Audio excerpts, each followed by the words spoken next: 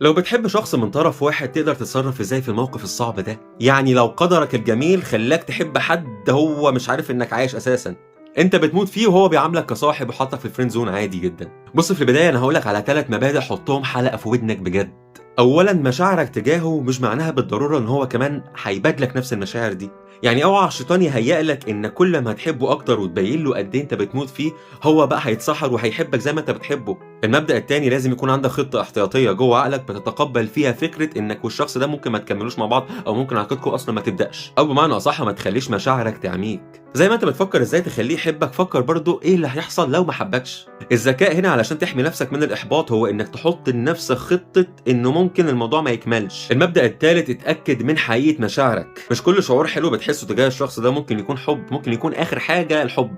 ممكن تكون احتياجات نفسية وعاطفية، ممكن أي صديق يقدر يشبعها لك عادي، مش شرط الشخص ده.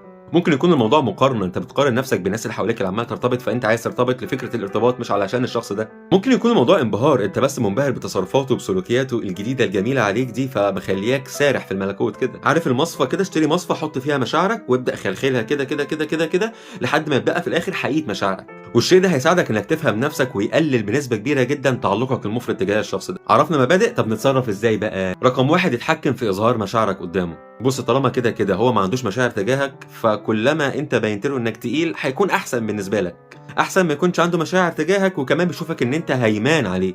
قلبك هيرخم عليك ويقول لك يا عم ما تقول له الكلمه الحلوه دي، يا عم لمح له التلميح ده. لا، لما يبادلني ان شاء الله نفس المشاعر ابقى اعبر له كويس. تاني خطوه، اعرف ايه هي احتياجاته النفسيه والعاطفيه. لا تدري لعل الله يحدث بعد ذلك امرا، يمكن يحبك فعلا. اعرف ايه هي النقاط اللي هو مفتقدها في حياته وابدا لبيها له واشبعها له. اخر واهم خطوه، ما تستعجلش. انا عارف ان العاطفه الملتهبه دي هتخليك كده عايز بسرعه جدا بقى يعترف لك لا، مفيش حاجه كده. لو هو بيعاملك كصديق عامله كصديق عادي جدا، لو بيعاملك كاخ عامله كاخ عادي جدا، لو بيعاملك زماله في الشغل عامله زماله في الشغل عادي جدا. المهم انك تتأنى كويس جدا وما تاخدش خطوه متهوره علشان ما تتحرقش قدامه. اتمنى يكون كلامي ده فاتكم، ولو عايزين النوعيه دي من الفيديوهات تستمر انتوا عارفين هتعملوا ايه كويس.